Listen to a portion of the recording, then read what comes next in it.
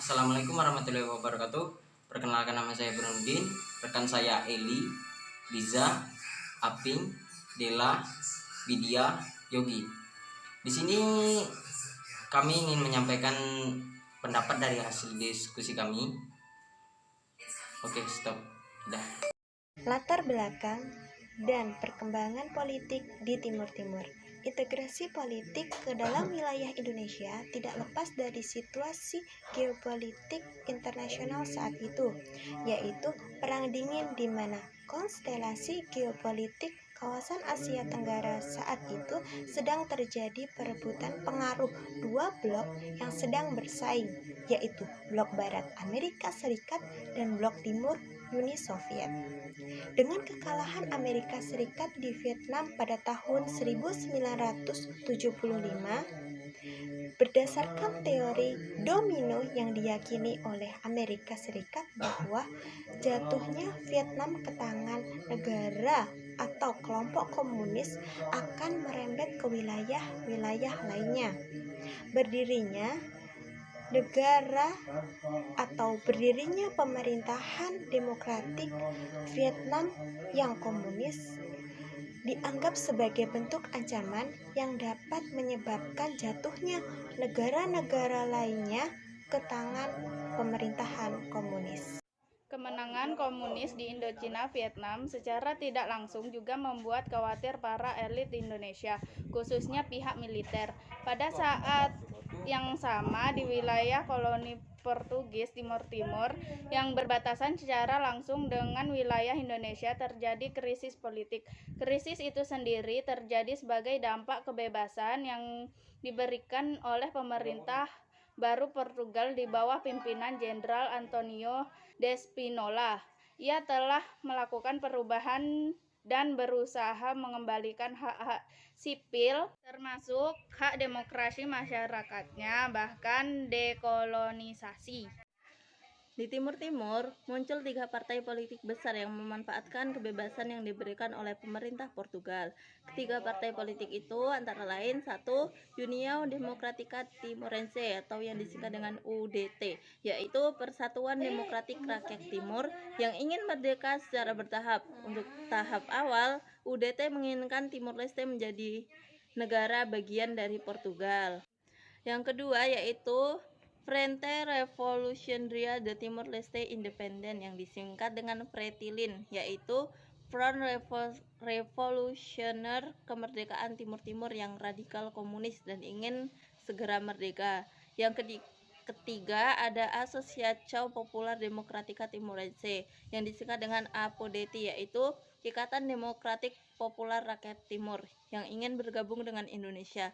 Selain itu, terdapat 2 partai kecil, yaitu Kota dan Trabalista. Ketiga partai tersebut saling bersaing, bahkan timbul konflik berupa perang saudara. Pada tanggal 31 Agustus 1974, Ketua Umum APODT Hernando Does Reis Araujo menyatakan partainya menghendaki bergabung dengan Republik Indonesia sebagai provinsi ke-27. Pertimbangan yang diajukan adalah rakyat di kedua wilayah tersebut mempunyai persamaan dan hubungan yang erat, baik secara historis dan etnis maupun geografis. Menurutnya, integrasi akan menjamin stabilitas politik di wilayah tersebut. Pernyataan tokoh APODT itu mendapat respon yang cukup positif dari para elit politik Indonesia, terutama dari kalangan elit militer yang pada dasarnya memang merasa khawatir jika Timur Timur yang berada di halaman belakang jatuh ke tangan komunis. Meskipun demikian, pemerintah Indonesia tidak serta-merta menerima begitu saja keinginan orang-orang APODT.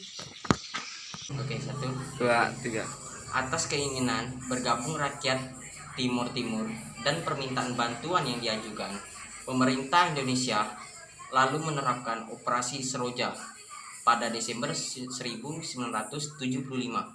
Operasi militer ini diam-diam didukung oleh Amerika Serikat atau AS yang tidak ingin pemerintahan komunis berdiri di Timur Timur. Pada masa itu, perang dingin antara AS dengan Uni Soviet yang komunis memang telah berlangsung. Bersamaan dengan operasi keamanan yang dilakukan, pemerintahan Indonesia dengan cepat juga menjalankan proses pengesahan Timur Timur ke dalam wilayah Indonesia dengan mengeluarkan UUD nomor 7 tahun 1976 tentang pengesahan penyatuan Timur Timur ke dalam Negara Kesatuan Republik Indonesia atau disebut NKRI dan pembentukan daerah tingkat 1 Timur Timur. Pengesahan ini akhirnya diperkuat melalui TAP MPR nomor 5 dan MPR 1978. Timur Timur secara resmi menjadi provinsi ke-27 di wilayah Negara Kesatuan Republik Indonesia. Oke. Selanjutnya saya akan membahas materi tentang integrasi Timur ke Indonesia. Di tengah perang saudara muncul dua proklamasi yang bertentangan satu sama lain.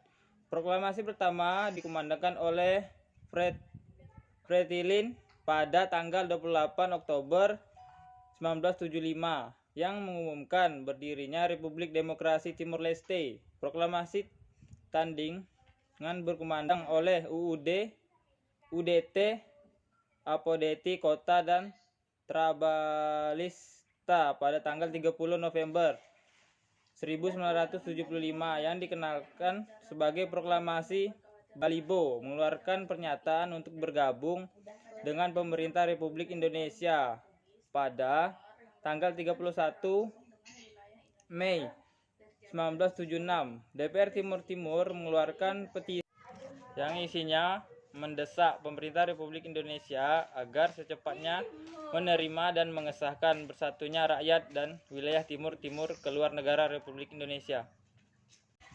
Selanjutnya saya akan membahas tentang kemerdekaan Timur Timur. Kemerdekaan Timur Timur dilatar belakangi oleh posisi Indonesia yang semakin kurang menguntungkan di tengah forum internasional.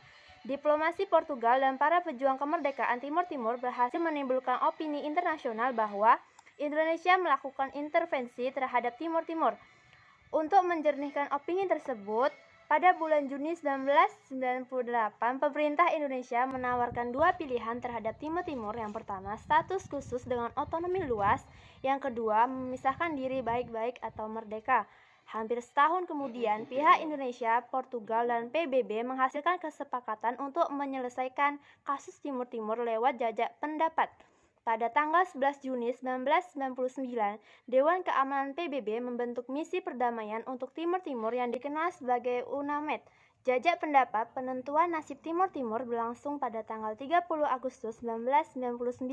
Hasil jajak pendapat menunjukkan mayoritas rakyat Timur Timur, sekitar 78,5%, menginginkan kemerdekaan. Pada tanggal 19 Oktober 1999, MPR mengeluarkan ketetapan yang mengesahkan hasil jajak pendapat mengenai Timur Timur. Sejak itulah Timur Timur resmi memisahkan diri dari Indonesia. Setelah berada pada masa transisi, akhirnya Timur Timur mencapai kemerdekaan penuh pada 20 Mei 2022. Dari presentasi dari kelompok kami, jika ada salah kata ya tolong dimaafin. Sekian, terima kasih.